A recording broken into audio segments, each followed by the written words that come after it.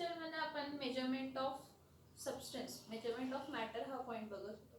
त्या measurement of ॲटममध्ये आपण item म्हणजे काय, मग त्याचं मास कुठे कॉन्सन्ट्रेटेड असतं, मग त्याचं रिलेटिव्ह मास कसं फाइंड केलं, काय फाइंड केलं, मग सगळ्यांचे रिलेटिव्ह मास फाइंड केले. मग मोस्ट ॲक्युरेटली एका सिंगल ॲटमचा मास किती असतो, एका सिंगल ॲटमचा मास किती असतो, तर हायड्रोजन हा सगळ्यात छोटा ॲटम आहे, तर त्याचा मास 1U इतका होता. मग 1U म्हणजे किती आहे तर 1.66053 into 10⁻⁻27 kg or into 10⁻⁻24 gram असं आपण बघितलं. त्यानंतर ना आपण मोल, 1 मोल म्हणजे काय आपण म्हटलं, mole is the amount of substance. बघा जेव्हा कधी ही रिॲक्शन्स होत असतात ना ते बल्कमध्ये होतात. ते काय म्हणजे एवढंसं छोटंसं जे दिसतच नाही त्याला रिॲक्ट करून आपल्याला प्रोडक्ट काय मिळणार. जर मी सिंगल ॲटम घेतला, 2 ॲटम घेतले, 3 ॲटम, दिसणारच नाही ते बाळांनो, किंवा मॉलिक्यूल जरी घेतले तर दिसणारच नाही आहे. तर जेव्हा आपण हे छोटे छोटे कॉन्स्टिट्युएंट पार्टिकल्स आहेत ह्यांची रिॲक्शन घडवली आपल्याला काही समजणार नाही, प्रोडक्ट पण मिळणार नाही. मग सबस्टन्स आपण बल्कमध्ये घेतो, मॅटर आपण काय करतो बल्कमध्ये घेतो. मग तो मॅटर जेव्हा बल्कमध्ये घेतो त्यावेळी आपल्याला मेजरमेंटसाठी सोपं होण्यासाठी आपण काय करतो, 1 मोल ऑफ एनी सबस्टन्स. मग 1 मोल ऑफ एनी सबस्टन्स म्हणजे त्या सबस्टन्सचे कॉन्स्टिट्युएंट पार्टिकल्स त्यामध्ये किती असणार आहेत 6.022 इंटू 10⁻23. आणि जो काही सबस्टन्स आहे तेव्हा त्याचे जे काही पार्टिकल्स आहेत 6.022 इंटू 10⁻23 कॉन्स्टिट्युएंट पार्टिकल आहेत, तो त्यांचा मास म्हणजे आपण त्यांचा मास फाइंड करतो, तेवढ्या कॉन्स्टिट्युएंट पार्टिकलचा मास जेव्हा फाइंड करतो तर त्याचा ॲटॉमिक मास येतो. काय येतो त्याचा ॲटॉमिक मास. पण इथं तो ॲटॉमिक मास कशामध्ये येतो ग्रॅममध्ये, कशामध्ये येतो ग्रॅममध्ये येतो.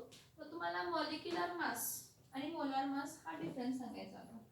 तर बघा मॉलिक्युलर मास जेव्हा आपण हा शब्द वापरतो हा सिंगल मॉलिक्यूलसाठी वापरतो. मॉलिक्युलर मास हा आपण जेव्हा वापरतो हा आपण सिंगल ॲटमसाठी वापरतो. म्हणजे H2O जर मी घेतला, काय घेतला H2O मॉलिक्यूल घेतला, ह्या H2O मॉलिक्यूलमध्ये मॉलिक्युलर मास कसं फाइंड करणार तर ॲड करायचे ॲटॉमिक मासेस, ॲटॉमिक मासेस ॲटम्सचे काय करायचे ॲड करायचे. मग बघा हायड्रोजन किती आहेत 2 into atomic mass of hydrogen atom plus 1 into atomic mass of oxygen atom. मग एका हायड्रोजनचा ॲटॉमिक मास किती आहे 1 आहे आणि एका ऑक्सिजनचा ॲटॉमिक मास किती आहे 16. मग 2 into 1 is 2, 16 into 1 is 16, 2 plus 16 किती येणार आहे 18. पण इथं मी यू लिहिणार, काय लिहिणार यू, म्हणजे हा मॉलिक्युलर मास आला. पण हा जो मॉलिक्युलर मास आला हा मॉलिक्युलर मास कशाचा आला तर एका हायड्रोजन वॉटर मॉलिक्यूलचा आला. कशाचा आला एका वॉटर मॉलिक्यूलचा काय आला तर मॉलिक्युलर मास आला. आता नेक्स्ट बघा मी NH3 घेतला किंवा SO2 घेतला किंवा HCl घेतला किंवा H2SO4 घेतला, हे सगळे कंपाऊंड्स आहेत आणि कंपाऊंड स्मॉलेस्ट पार्टिकल मॉलिक्यूल आणि मॉलिक्यूलला परत डिवाइड केलं तर काय मिळतं ॲटम. मग मॉलिक्युलर मास म्हणजे काय असतं sum of the atomic masses of the atoms present in it. मग आता जर नायट्रोजन जर म्हटलं NH3 म्हटलं तर एक नायट्रोजन ॲटम आहे तर 1 into atomic mass of nitrogen atom plus 3 into atomic mass of what hydrogen atom. So 1 into atomic mass of nitrogen atom किती असतं 14U असतं प्लस हायड्रोजन ॲटमचा ॲटॉमिक मास किती असतं 1. So 3 into 1 atomic mass unit. So 14 plus 3, 14 plus 3 किती येणार आहे 17U. 17 unified mass. जेव्हा मी युनिफाईड मास किंवा AMU ॲटॉमिक मास युनिट म्हणते तेव्हा मी सिंगल मॉलिक्यूलचा मास म्हणते.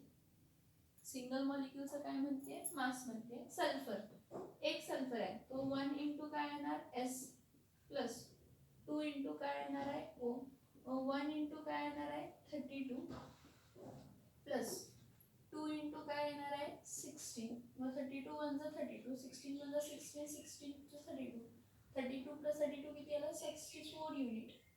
किती आलं 64 युनिट. म्हणजे सल्फर डायऑक्साईडचा मोलार मास किती आला 64 unit. Molecular mass, molar mass नाही, मॉलिक्युलर मास किती आला 64 युनिट. युनिफाईड मास एका मॉलिक्यूल, एका आयसोटो मॉलिक्यूलचा किती आला मॉलिक्युलर मास का 64 युनिट. परत HCl. आता 1 into atomic mass of hydrogen plus chlorine पण एकच आहे, 1 into atomic mass of chlorine. मग हायड्रोजनचा ॲटॉमिक मास किती येतो, 1 येतो, 1 इंटू 1 प्लस क्लोरीनचा 1 इंटू 35 पॉईंट काय येणार आहे, 5. So 1 into 1 is 1, 35.5 into 1 is 35.5, म्हणजे किती आलं, 36.5 यू. युनिफाईड मास किती आहे त्याचा, 36.5 काय आहे, यू आहे. आता H2SO4 बघा, 2 into H, 2 into atomic mass of 1 hydrogen atom plus sulphur एक आहे तर 1 into atomic mass of sulphur atom plus 4 into atomic mass of oxygen atom. So 2 into काय येणार आहे, 1 प्लस सल्फर किती आहे, 1 इंटू 32 प्लस 4 इंटू ऑक्सिजन किती आहे, 16. 2 प्लस 32, 16 म्हणजे 16, 16 टू जा 32, 16 जा 48, 16 4 जा 64. आता हे ॲड करा तिन्ही, 4 5 6 7 8 98 यू. म्हणजे हा मॉलिक्युलर मास आला. Molecular mass is what, molecular mass is the sum of the atomic masses, sum of atomic mass of atom present in molecule. Sum इथं सम म्हणजे ॲडिशन आहे इन अ मॉलिक्यूल. एका molecule मध्ये किती atoms आहेत त्याचा atomic mass add करायचं. Sum of atomic masses of atom present in a molecule is called as what, molecular mass. त्याला आपण काय म्हणतो, मॉलिक्युलर काय म्हणतो, मास. मग मॉलिक्युलर मास कसं फाइंड केला, हायड्रोजन ॲटम किती आहे, 2 into H hydrogen atom plus oxygen atom एक आहे म्हणून 1 into O. So 2 into 1 plus 1 into 16, 2 plus 16, 2 plus 16 इज 18, 18 युनिफाईड मास. हा जो यू आहे किंवा हा पर्टिक्युलर 17 यू आहे, 64 यू आहे, 36.5 यू, 98 यू, यू यू असं जेव्हा लिहिते हा युनिफाईड मास आहे. म्हणजे हा सिंगल मॉलिक्यूलचा मास आहे. काय आहे, सिंगल मॉलिक्यूलचा मास आहे. मग जेव्हा तुम्ही 1 मोल ऑफ मॉलिक्यूलचा मास घेताय, 1 मोल ऑफ मॉलिक्यूलचा काय घेताय, मास घेताय, तो काय असतो तर मोलार मास. तो काय असतो, मोलार मास असतो. आणि तो मोलार मास कशामध्ये येत असतो तर ग्रॅम्स मध्ये येत असतो. तो मोलार मास कशामध्ये येत असतो, ग्रॅम्स मध्ये येत असतो. 1 मोल of molecule, 1 mole of molecule is equivalent to its molar mass.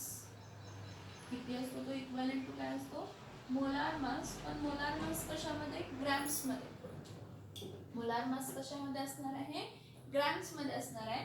मग 1 mole of molecule is equals to molar mass in gram. म्हणजे त्याचे किती कॉन्स्टिट्यूएंट पार्टिकल असतील, 6.022 इंटू 10⁻23 पार्टिकल्स. त्या मॉलिक्यूलचे किती कॉन्स्टिट्यूएंट पार्टिकल असणार आहेत, त्या मॉलिक्यूलचे 6.022 इंटू 10⁻23 कॉन्स्टिट्यूएंट पार्टिकल असणार आहेत.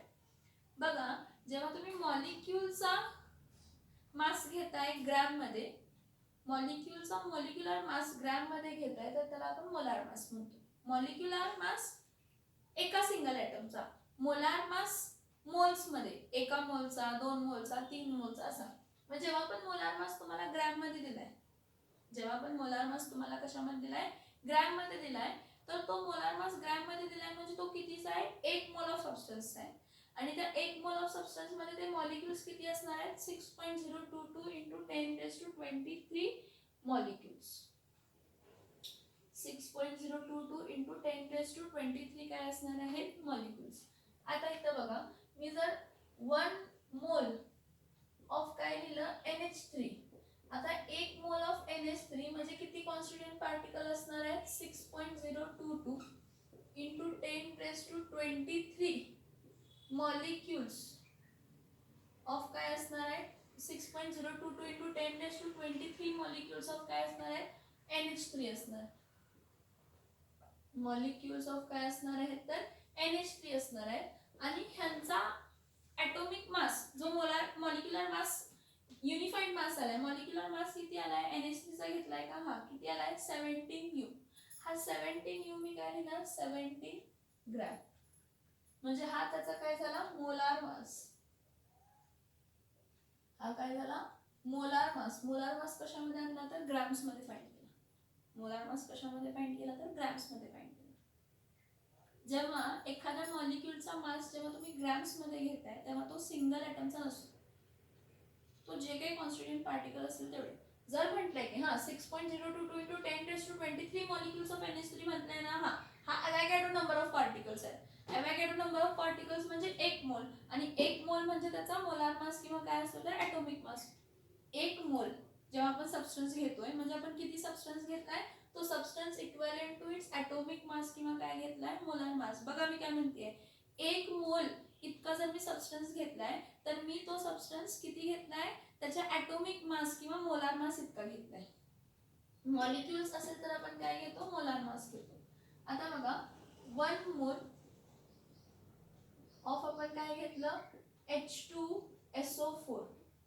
1 मोल ऑफ काय घेतलं H2SO4.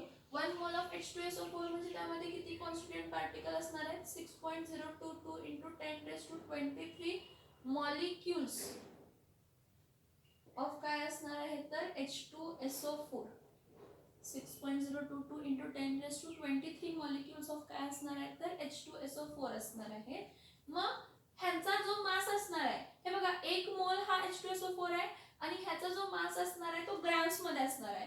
पण जो काय तुमचा मॉलिक्युलर मास युनिफाईड मास मध्ये आलाय, सिंगल मॉलिक्यूलचा जो मास आलाय तो ग्रॅम्स मध्ये कन्वर्ट केला.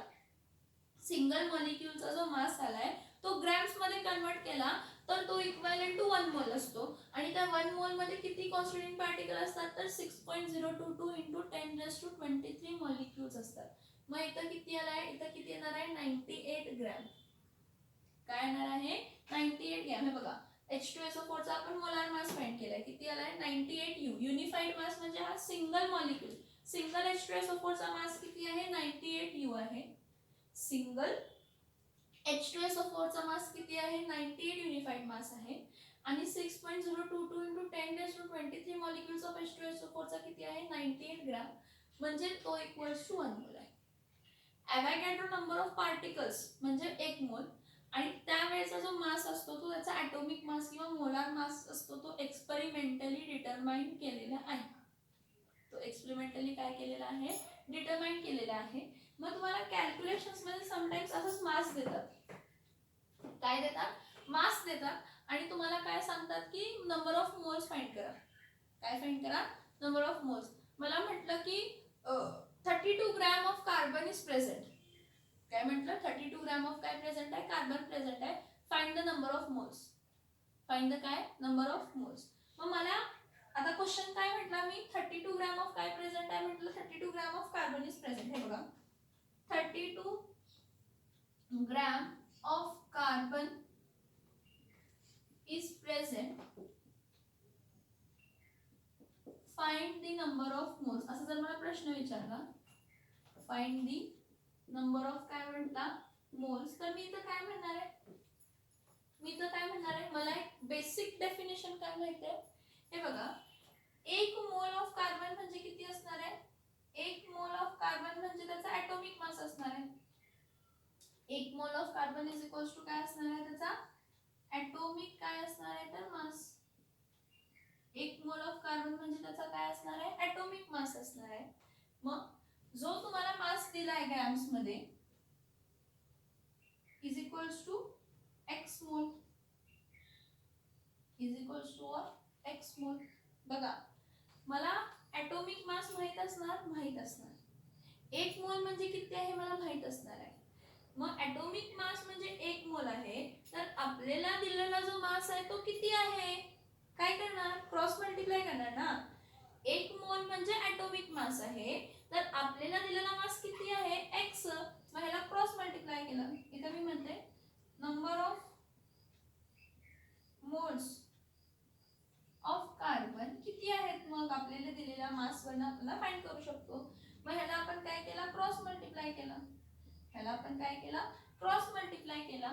मग जर आपण ह्याला क्रॉस मल्टिप्लाय करतोय, जर आपण ह्याला काय करतोय क्रॉस मल्टिप्लाय करतोय तर काय होणार आहे cross multiply 1 mole of carbon into mass इथं काय लिहिते मासच लिहिते मास इंटू काय लिहिते 1 is equals to atomic mass into atomic mass into काय लिहिणार आहे नंबर ऑफ काय लिहिणार आहे moles of carbon mass into काय लिहिणार आहे 1 mole of carbon mass into 1 mole is 1 only mass into 1 is 1 येणार so mass into 1 is equals to atomic mass into number of what moles आला तर मी काय करते मला number of moles of carbon find करायचं आहे हे असंच ठेवते मला मास पण माहित आहे atomic मास पण माहित आहे तर मी इथं काय लिहिणार मास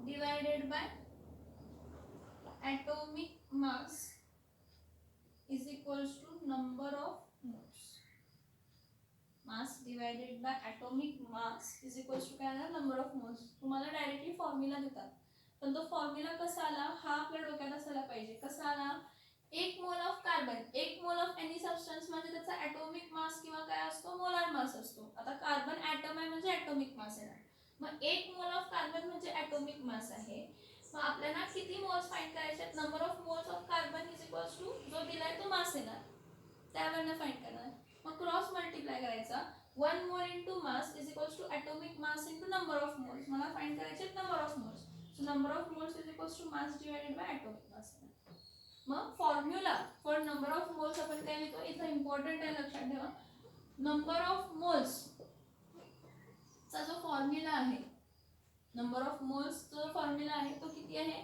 नंबर ऑफ मोल्स चा फॉर्म्युला किती असणार आहे mass in grams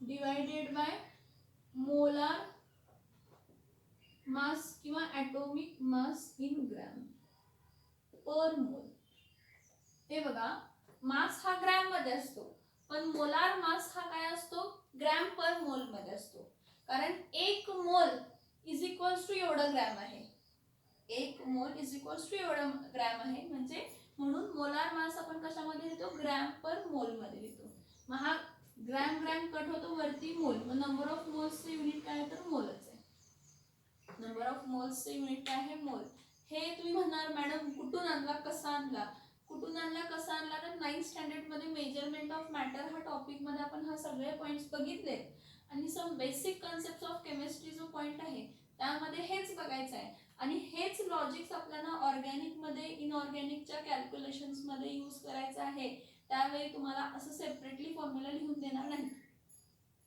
atomic mass कसा ॲटॉमिक मास म्हणजे काय मोलार मास म्हणजे काय फाइंड करायचं कसं करायचं नंबर ऑफ मोल्स आणि मोलार मासचं रिलेशन काय ॲटॉमिक मास आणि नंबर ऑफ मोल्सचं रिलेशन काय ॲव्होगॅड्रो नंबर आणि मोलार मासचं रिलेशन ॲव्होगॅड्रो नंबर आणि नंबर ऑफ मोल्सचं रिलेशन हा सगळा आपल्याला माहित असायला पाहिजे so number of moles is equals to ह्याचा फॉर्म्युला हा इम्पॉर्टंट फॉर्म्युला आहे बघा number of moles is equals to काय असतं mass in gram divided by molar mass in gram per मोल नंबर ऑफ मोल्स हा काय असतो मास इन ग्रॅम डिवाइडेड बाय काय असतो मोलार मास इन ग्रॅम पर काय आला तर मोल आला तर इथं आपण काय करणार आहे कॅल्क्युलेट करणार मला सांगा 32 ग्रॅम ऑफ कार्बन दिले मग इथं काय लिहिते number of moles of carbon काय येणार आहे मास किती दिलाय मास ऑफ कार्बन किती दिलाय मास ऑफ कार्बन 32 ग्रॅम दिलाय मला सांगा ॲटॉमिक मास ग्रॅम्स मध्येच लिहायचा ॲटॉमिक मास कशामध्ये लिहायचा ग्रॅम मध्ये एका मोलचं कार्बनचा ॲटॉमिक मास किती असतो 12 असतो किती असतो 12 असतो ह्याला डिवाइड केलं तर किती येणार आहे सांगा ह्याला डिवाइड केलं तर किती येणार आहे सांगा 12 डिवाइडेड बाय काय करते 32 12 1 जा 12 2 जा 24 राहिले किती 4 5 6 6 राहिले 6 राहिले नाही 8 राहिले 8 12 मधून किती गेले 4 गेले राहिले किती 8 इथं पॉइंट दिलाय तर 0 दिला मग 12 5 जा 60 12 6 जा काय येणार आहे 72 8 म्हणजे 2.6666 मोल्स किती मोल्स येतात 2.66 मोल हा ह्याचा उत्तर काढला 32 ग्रॅम ऑफ कार्बन म्हणजे किती मोल्स तर 2.66 मोल्स आणि नंबर ऑफ मोल्सचा फॉर्म्युला काय आहे? नंबर ऑफ मोल्सचा फॉर्म्युला काय आहे? नंबर ऑफ मोल्सचा फॉर्म्युला काय आहे बाळांनो? नंबर ऑफ मोल्सचा फॉर्म्युला काय आहे? Mass in grams divided by molar mass in gram per mole. एक लक्षात ठेवा, हे तीन क्वांटिटीज आहेत, 1 2 3. आपल्याला सगळ्याचे मोलार मास माहित असतात किंवा दिलेले असतात, तिथे एवढा मोलार मास आहे किंवा ॲटॉमिक मास दिलेला असतो, त्यावरनं काय फाइंड करायचा? मोलार मास फाइंड करायचा. तर तुम्हाला ॲटॉमिक मास किंवा मोलार मास दिलेला असतो आणि मास दिलेला असतो. मग मास आणि मोलार मास दिला तर नंबर ऑफ मोल्स काय करू शकता? फाइंड करू शकता. किंवा इन केस तुम्हाला नंबर ऑफ मोल्स देतात आणि मास इन ग्रॅम्स काय करायला सांगतात? फाइंड करायला सांगतात. तर रिव्हर्स ऑर्डरही सांगतात. त्यामध्ये एक नोन असते, हा नोन असतो. ह्या दोघांमध्ये काहीतरी माहिती देतात. हा जर दिला असेल तर हे फाइंड करायचं, हे जर दिलं असेल तर हे फाइंड करायचं. हे समजले का सांगा? 1 mole of any substance is equals to Avogadro number of particles. 1 mole of any substance, कोणताही सबस्टन्स जर 1 मोल आहे तर त्यामध्ये किती कॉन्स्टिट्यूएंट पार्टिकल आहेत? ॲव्होगॅड्रो नंबर इतके पार्टिकल्स आहेत.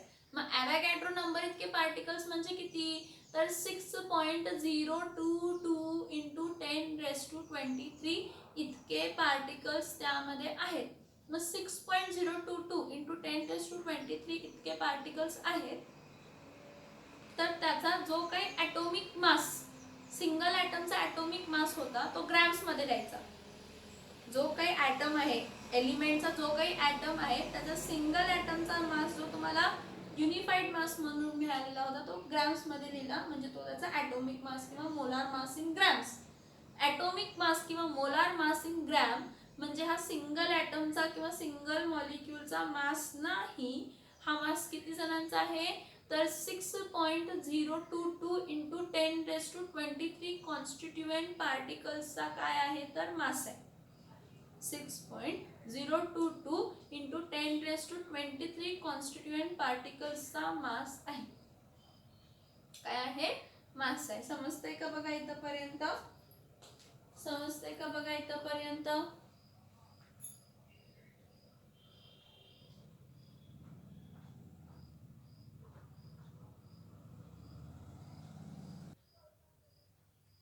ओके, इथे बघा एक 2 क्वेश्चन्स लिहिले. हे 2 क्वेश्चन्स काय लिहिले तर तुम्हाला ऍक्च्युअली न्यूमरिकल्स काय असतात ह्याची आयडिया येऊ दे. त्यांनी काय विचारलंय? How many molecules are there in 66 gram of CO2.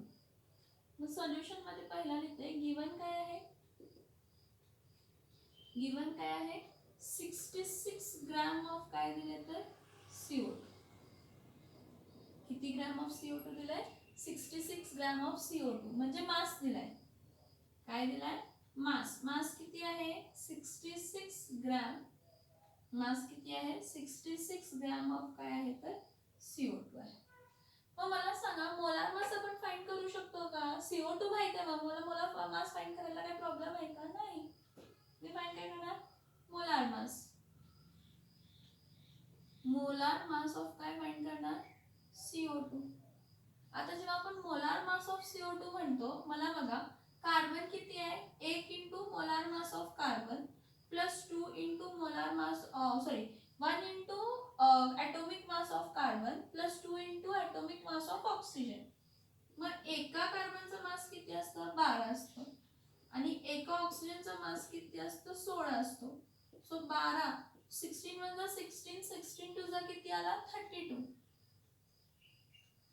मग 12 प्लस 32 किती आला? 44 ग्रॅम. म्हणजे मोलार मास ऑफ CO2 किती आहे? 44 ग्रॅम आहे. हे बघा मला मास मिळाला 66 ग्रॅम ऑफ CO2 आहे आणि मोलार मास ऑफ CO2 किती आहे तर 44 ग्रॅम आहे. समजून घ्या मी कसं केलं. 66 ग्रॅम ऑफ CO2 मध्ये मॉलिक्युल्स किती आहेत? हाऊ मेनी मॉलिक्युल्स असंही विचारलंय. मी काय म्हणते? How many moles and how many moles विचारते. How many moles and molecules असा प्रश्न विचारते.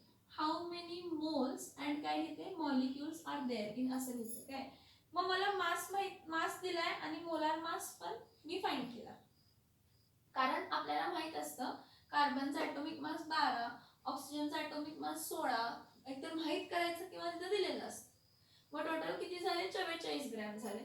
मग मला फॉर्म्युला काय माहिती आहे, नंबर ऑफ मोल्स, मी एक ऍड केला ना, नंबर ऑफ मोल्स पण फाइंड करा.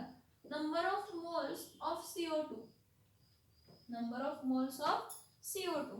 आता number of moles of CO2 म्हणजे काय बघा, number of moles of CO2 चा फॉर्म्युला काय असणार आहे, mass of CO2 divided by molar mass of CO2. Mass of CO2 divided by काय, मोलार मास ऑफ काय आहे तर CO2. हे बघा मास ऑफ CO2 किती आहे, 66 आणि मोलार मास ऑफ CO2 किती आहे, 44. आता हा मी लिहिताना कसा लिहिते बघा, 22 1 जा 22, 22 2 जा 44, 22 3 जा काय, आणि 44 काय लिहिते, 22 इंटू काय लिहिते 2. कारण हे सिंपल कॅल्क्युलेशन्स आहेत, आपल्याला समजावं असं म्हणून लिहिले, डायरेक्टली पण तुम्ही करू शकताय. हा 22 हा 22 कट झाला, राहिला 3/2. 3/2 म्हणजे किती येणार आहे, 1.5 मोल. काय असणार आहे, 1 पॉइंट काय येणार आहे, 5 मोल. Number of moles of CO2 काय येणार, 1 पॉइंट काय येणार, 5 मोल. नंबर ऑफ मॉलिक्युल्स पण विचारलेत ना, तर जर मला मोल्स माहित असतील तर मी मॉलिक्युल्स इझिली फाइंड करू शकते. कसं लिहिणार बघा, number of molecules is equals to number of mole into Avogadro number of particles. Number of mole किती आहे, 1.5 into Avogadro number of particles 6.022 into 10⁻23. Calculate तुम्ही करायचं, ह्याचा आन्सर किती आहे ते सांगायचं. एका मोल मध्ये 6.022 इंटू 10⁻23 कॉन्स्टिट्युएंट पार्टिकल आहेत CO2 चे, तर 1.5 मोल मध्ये किती असणार आहे. So number of molecules of CO2, number of molecules of CO2 is equals to number of moles into Na म्हणजे ॲव्होगॅड्रो नंबर. मग त्यांनी मॉलिक्युल्सच विचारलंय, पण मी ऍड केला how many moles and molecules. मग पहिला मोल्स फाइंड केला आणि मग काय फाइंड केलं तर मॉलिक्युल्स फाइंड केलं. काय फाइंड केलं, मॉलिक्युल्स फाइंड केलं. नेक्स्ट क्वेश्चन काय दिलाय बघा, नेक्स्ट क्वेश्चन काय दिलाय बघा, सेकंड क्वेश्चन सेम आहे. How many moles and molecules are there in 49 gram of H2SO4. 49 gram of H2SO4. मग इथं काय लिहिणार आहे, पहिला काय दिलाय, मास ऑफ H2SO4. किती आहे mass of H2SO4, mass of H2SO4 is 49 gram. आणि मोलार मास ऑफ H2SO4 कसं फाइंड करणार, इथं जेव्हा आपण मोलार मास म्हणतोय म्हणजे कॉमन सेन्स लावायची, कशामध्ये लिहिणार, ग्रॅम्स मध्ये, म्हणजे आन्सर काय येणार आहे, ग्रॅम पर मोल. हे बघा मोलार मास 44 ग्रॅम पर मोल द्या, म्हणजे एका मोलचं 44 ग्रॅम असतं, हे आपल्याला माहित आहे. ठीक आहे, मोलार मास ऑफ H2SO4 काय येणार आहे, hydrogen 2 into H plus 1 into S plus 4 into O. So 2 into 1 plus 1 into 16, sorry 1 into 32 plus 4 into 16. So 2 plus 32 plus 16 4 is 64. किती आलं, 98 ग्रॅम पर मोल. 98 ग्रॅम पर मोल. मग इथं नंबर ऑफ मोल्स काय असणार आहे, number of moles of H2SO4 is equals to mass of H2SO4 divided by molar mass of H2SO4. मग मास किती आहे सांगा, मास 49 आहे आणि मोलार मास किती आहे, 98. 49 मास ग्रॅम मध्ये आहे आणि मोलार मास ग्रॅम पर मोल मध्ये आहे. हा ग्रॅम ग्रॅम काय झाला, कट झाला. 49 1 जा आणि किती जाईल तर 2 जा, 1/2 म्हणजे 0.5 काय आला, मोल. Number of moles of H2SO4 किती आले, 0.5 मोल आला. आपल्याला मॉलिक्युल्स फाइंड करायचे. मग number of molecules of H2SO4, number of molecules of what, H2SO4 is equals to किती येणार आहे, number of molecules of H2SO4 किती येणार आहे तर number of moles into Avogadro number of particles. आता नंबर ऑफ मोल्स किती आहेत सांगा. 0 पॉईंट काय आहे 5. ॲव्होगॅड्रो नंबर ऑफ पार्टिकल किती आहेत 6.022 इंटू 10 काय आहे 20. 0.5 म्हणजे 1/2 इंटू 6.022 इंटू 10 बघा इझी आहेत का कॅल्क्युलेशन्स. हे आपण 9th बघितले न्यूमरिकल्स. काय विचारलंय how many moles and molecules are there in 66 gram of CO2. मग काय फाइंड केलं. मास माहित आहे दिलाय. मोलार मास आपल्याला माहित असतो, आपण फाइंड करायचा असतो. ओके. मग नंबर ऑफ मोल्स फाइंड केले. Mass divided by molar mass केला कॅल्क्युलेशन. आणि नंबर ऑफ मॉलिक्युल्स साठी काय केलं. Number of moles into Avogadro number. Number of moles into काय केला तर ॲव्होगॅड्रो काय केला नंबर. परत मास दिलाय. Molar mass of H2SO4 find केला आपण. नंबर ऑफ मोल्स फाइंड केले. नंबर ऑफ मोल्स फाइंड केल्यानंतर काय फाइंड केलं. Number of molecules. कशाचे नंबर ऑफ मॉलिक्युल्स फाइंड केले तर H2SO4 चे. कशाचे फाइंड केले तर H2SO4 चे काय केले तर मॉलिक्युल्स काय केले तर फाइंड केले. समजतंय का बघा. स्क्रीनशॉट घ्या आणि पुढचे कॅल्क्युलेशन्स कंप्लीट करा. स्क्रीनशॉट घ्या आणि पुढचे कॅल्क्युलेशन्स काय करा तर कंप्लीट करा.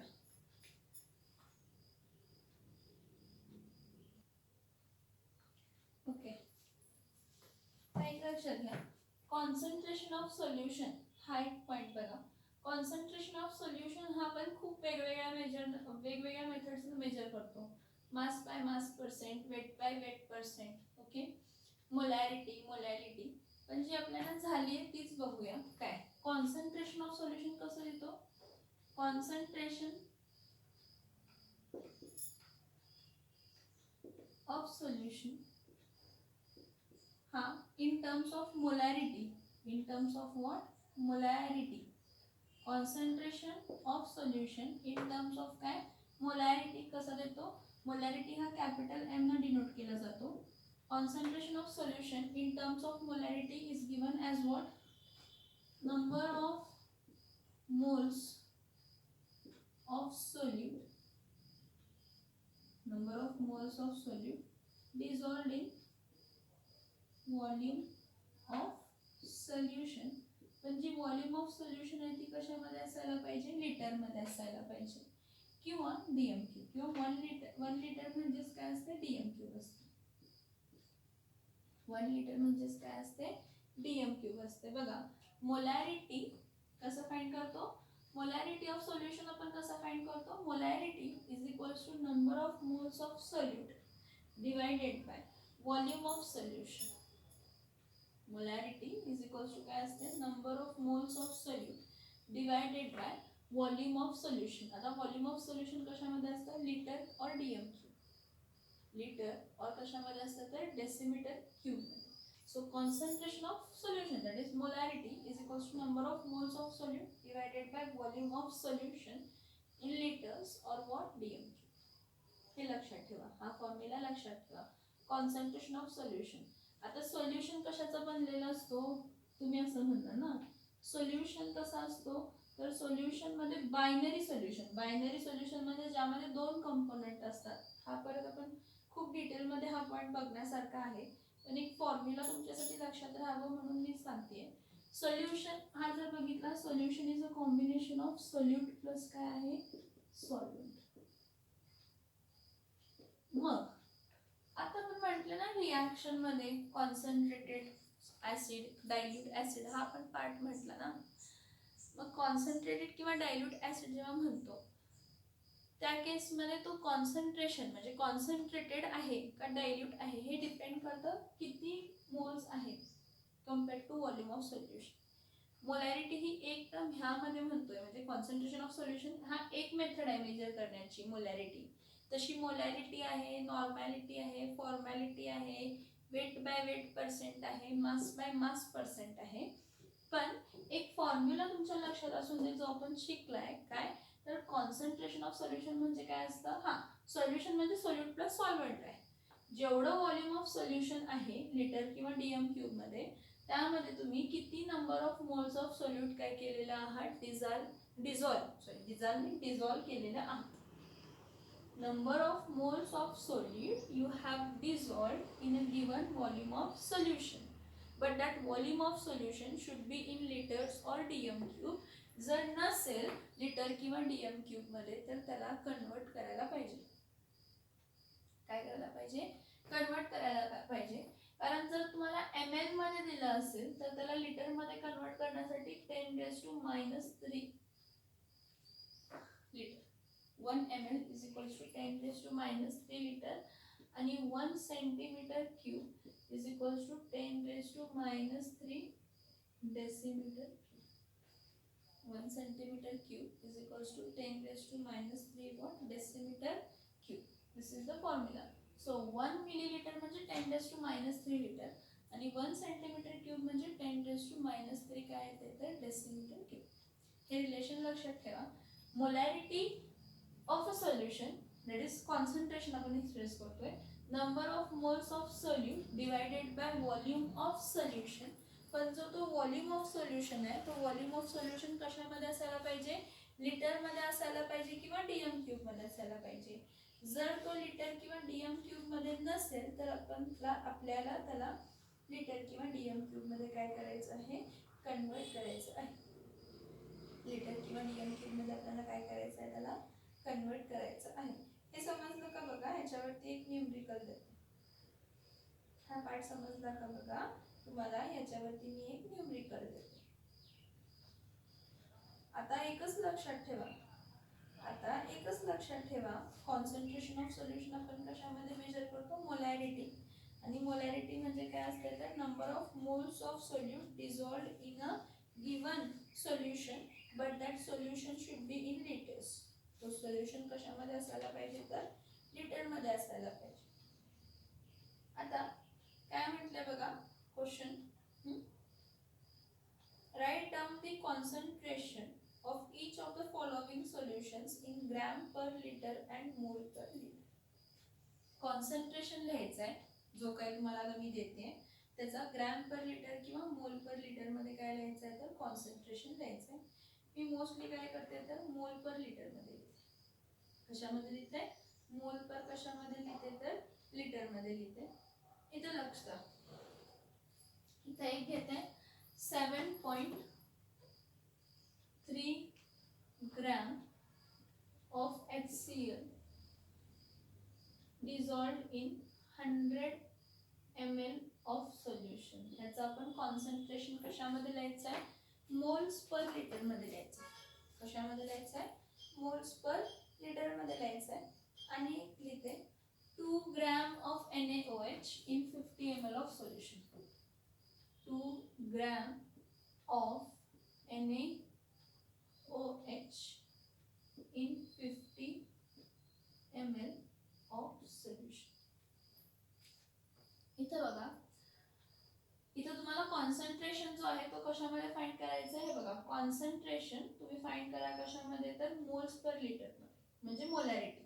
मोलॅरिटीचा युनिट काय आहे बघा? मोलॅरिटीचे नंबर ऑफ मोल्स कशामध्ये मेजर करतो? मोल्स मध्ये. व्हॉल्यूम कशामध्ये असते? लिटर मध्ये. त्यामुळे काय येणार आहे? मोल पर लिटर. सो कॉन्सन्ट्रेशन जो आपल्याला फाइंड करायचा आहे तो कशामध्ये फाइंड करायचा आहे? मोल पर लिटर. आता मी काय करते इथं बघा, मोलॅरिटीचा फॉर्म्युला जरा एक्सप्रेस वेगळ्या वेने करते. मोलॅरिटी म्हणजे कॅपिटल आहे. Number of moles divided by काय आहे? व्हॉल्यूम ऑफ काय आहे? सोल्युशन. पण जो काय व्हॉल्यूम ऑफ सोल्युशन आहे तो कशामध्ये असायला पाहिजे? लिटर मध्ये असायला पाहिजे किंवा डीएम क्यूब मध्ये असायला पाहिजे. मग तुम्हाला मी कन्वर्जन ही दाखवलेला आहे बोर्डवरती बघा. मी काय लिहिते? नंबर ऑफ मोल्स म्हणजे मला काय माहित आहे? मास डिवाइडेड बाय काय असतो? Molar mass. Number of moles काय असतं? मास डिवाइडेड बाय काय असतं? Molar mass. असं लिहिते. नंबर ऑफ मोल्सला स्प्लिट केलं, मास डिवाइडेड बाय काय लिहिलं? मोलार मास लिहिलं. मास divided by molar mass into volume of solution. पण व्हॉल्यूम ऑफ सोल्युशन कशामध्ये तर लिटर्स मध्ये किंवा डीएम क्यूब. आता व्हॉल्यूम ऑफ सोल्युशन लिटर्स किंवा डीएम क्यूब मध्ये बघा, मास तुम्हाला HCl पहिला HCl साठी करूया. For HCl for HCl molar mass किती असतो? फॉर HCl मोलार मास किती असतो सांगा? हायड्रोजन किती आहे HCl चा? हायड्रोजनसाठी हायड्रोजन एक हायड्रोजनचा एक आणि 35.5 1 + 35.5 म्हणजे 36.5 ग्रॅम. हा मोलार मास आहे कशाचा? HCl चा. बघा फॉर HCl मोलार मास किती आहे? 36.5 ग्रॅम पर मोल आणि मास किती दिलाय? मास किती दिलाय? तर मास दिलाय 7.3 ग्रॅम. काय दिलाय? 7.3 ग्रॅम. आता व्हॉल्यूम किती ml दिले? 100 ml. हे बघा हा व्हॉल्यूम किती दिलाय? Volume is equals to how much? 100 ml. आता मी काय म्हटलंय, जर मिलीलीटर मध्ये असेल किंवा सेंटीमीटर क्यूब मध्ये असेल तर त्याला कन्वर्ट लिटर्स मध्ये करायचं. तर 100 ml ला मी काय लिहिते? 100 इंटू काय लिहिते? 10⁻⁻3. आता 100 इंटू 10⁻⁻3 काय येतं? 10⁻⁻1 लिटर येतं, म्हणजे 0.1. कारण हे 10⁻², 2 - 1, 2 - 3 - 1, 10⁻1 लिटर आला. बघा फॉर HCl आपण पहिला मोलार मास फाइंड केला 36.5 ग्रॅम पर मोल. मास दिलाय 7.3 ग्रॅम पर. हे बघा मास किती दिलाय? 7.3 ग्रॅम दिलाय आणि व्हॉल्यूम किती दिलाय? तर 100 ml. मग 100 ml ला आपण कशामध्ये कन्वर्ट केला? लिटर मध्ये. मग फॉर्म्युला मध्ये पुट करूया. Molarity M is equals to काय लिहिलंय? नंबर ऑफ मोल्स म्हणजे mass divided by molar mass. मग मास किती आहे? 36.5. सॉरी मास नाही आहे. मास किती आहे? 7.3. काय आहे मास? 7.3 आहे. मोलार मास किती आहे? 36 काय आहे? 5 into volume of solution. Volume of solution किती आहे? 10⁻⁻1. किती आहे? 10 काय आहे? -1. हा 7.3 आणि 36.5 चं रिलेशन आहे का? चेक करूया का? 7.3 आणि 36.5 चं हे बघा हा. 7.3 इंटू काय करते? 5. 3 × 5 = 15, 7 + 35 + 1 36. आहे की रिलेशन? काय रिलेशन आहे? 7.3 हा कितीचा येतो? 1 चा येतो आणि हा कितीचा येतो? 5 चा येतो. म्हणजे आपल्याला काय मिळणार? हा 10⁻⁻1 वरती गेल्यावर +1. 10 डिवाइडेड बाय काय येणार? 5. 10 डिवाइडेड बाय 5 म्हणजे किती येणार आहे? 2. म्हणजे मोलॅरिटी किती असणार आहे? 2 मोल पर लिटर. मोलॅरिटी किती असणार आहे? 2 मोल पर लिटर. बघा मोलॅरिटी किती असणार आहे? 2 मोल पर लिटर. क्वेश्चन समजतोय का? बघा कॉन्सन्ट्रेशन ऑफ सोल्युशन हे मेजर करण्यासाठी एक टर्म आपण वापरतो, ती कोणती वापरतो? तर मोलॅरिटी. कॉन्सन्ट्रेशन ऑफ सोल्युशन हे मेजर करण्यासाठी आपण काय वापरतो? तर मोलॅरिटी ही टर्म वापरतो. मोलॅरिटी म्हणजे काय असते? Number of moles of solute divided by volume of solution. मग मी काय केलं? इथं बघा मला दिलंय मला म्हटलंय की ह्याचं कॉन्सन्ट्रेशन फाइंड करा मोल्स पर लिटर मध्ये. मोल्स पर लिटर मध्ये ह्याचं कॉन्सन्ट्रेशन कसं फाइंड करणार? तर 7.3 gram of HCl 100 ml of solution मध्ये आहे असं म्हटलंय. मी इथं काय म्हटलं? हा मास झाला. मग HCl चा काय फाइंड करायचा? Molar mass. मग मास आणि मोलार मास फाइंड केलं तर नंबर ऑफ मोल्स मिळणार. मास आणि मोलार मास फाइंड केलं तर काय मिळणार आहे? नंबर ऑफ मोल्स मिळणार आहे. ओके. नाव जो व्हॉल्यूम आहे तो मिलीलीटर्स मध्ये, तो कशामध्ये कन्वर्ट करायचा? तर लिटर्स मध्ये. So volume of solution litres मध्ये कसं येणार आहे? व्हॉल्यूम ऑफ सोल्युशन 100 ml आहे. 100 ml म्हणजे 100 into 10⁻⁻3. that is 10⁻⁻1. So molarity is equals to mass divided by molar mass into volume of solution. 7.3 1 जा 5 जा. So -10 वर जाऊन +10 होणार आहे. 10/5. 10/5 म्हणजे किती आला? 5 1 जा 5 2 जा म्हणजे 2 मोल पर लिटर. काय आला? 2 मोल्स काय तर पर लिटर. आता इथं आणि एक दिलंय बघा कॉन्सन्ट्रेशन मोल्स पर लिटर मध्ये फाइंड करण्यासाठी. NaOH चा 2 gram of NaOH in 50 ml of solution म्हटले. आता ह्याचं कसं फाइंड करते बघा. इथं छोट्या छोट्या ह्याच्यात फाइंड करते. काय रब करू हे रब करते. मोलॅरिटीचा फॉर्म्युला काय आहे? Number of moles of solute divided by volume of solution in litres. माहिती आहे बघा काय येणार आहे तर मास किती दिलाय? मास 2 ग्रॅम आहे. आता molar mass of NaOH, molar mass NaOH आहे ना, एक Na आहे, एक O आणि एक H आहे. Na म्हणजे सोडियम बाळांनो, 1 into Na plus 1 into O plus 1 into H. So 1 into 23 plus 1 into 16 plus 1 into 1. So 23 plus 16 plus 1, 27. 23 16, 23 आणि 1 24, 24 आणि 16 40. 40 ग्रॅम पर काय येणार आहे? मोल. परत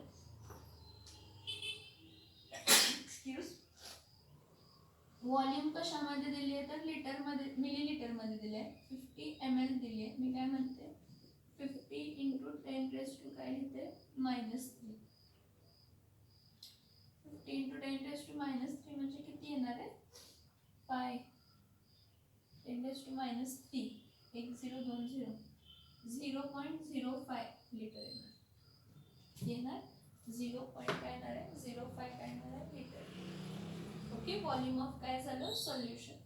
मग काय फाइंड करायचं आहे तर मोलॅरिटी फाइंड करायची आहे. मग molarity is equals to mass divided by molar mass, म्हणजे 2 डिवायडेड बाय 40 इंटू व्हॉल्यूम किती आहे? 0.05. 2 1 जा 2 जा 0 जा. So 1/20 into 0.05.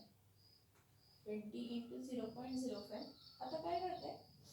20 into 0.05 काय करते? शिफ्ट करते. 1/2 into 0.5. 0.5 म्हणजे 1/2 असतं बघा ना. 0.5 म्हणजे किती असतं? 1 into 0.5 म्हणजे 1/2. हा 2 कट झाला, आन्सर आला 1. 1 मोलॅरिटी आहे. मोलॅरिटी किती आहे? 1 मोल म्हणजे किती येणार आहे? 1 मोल पर DM. किती येणार आहे? 1 मोल पर काय येणार आहे? DM.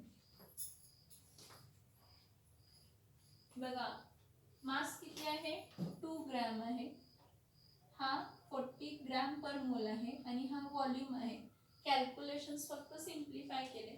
पर्पजली मी ह्या लेक्चरमध्ये न्यूमरिकल्स दाखवले का तर मॅक्झिमम पॉईंट जे आपले इनऑर्गॅनिक किंवा फिजिकल केमिस्ट्रीचे रिलेटेड झालेले आहेत. ओके, आता नेक्स्ट लेक्चरला आपण ऑर्गॅनिक केमिस्ट्री म्हणजे कार्बन आणि त्याचे कंपाऊंड्स हे डिटेल्समध्ये बघणार आहेत. एक 2-3 लेक्चर्स होतील त्याचे. तेवढं झालं की आपलं संपतो सगळा पॉईंट, बेसिक्स कंप्लीट होतात. आणि तुम्हाला असं वाटलं की हे शिकवायचं राहिले, ते शिकवायचं राहिले, तर जेव्हा कधी आपण टॉपिक स्टार्ट करणार त्याच्या आधी त्याचे बेसिक थोडे घेणार आणि मगच तो टॉपिक स्टार्ट करणार. सो आता मला असं वाटतं की मॅक्सिमम तुम्हाला आयडिया आली असेल की कसं काय काय होणार. आणि हे आपण सगळं शिकलेलंच शिकवते, काही नवीन शिकवत नाहीये बाळा.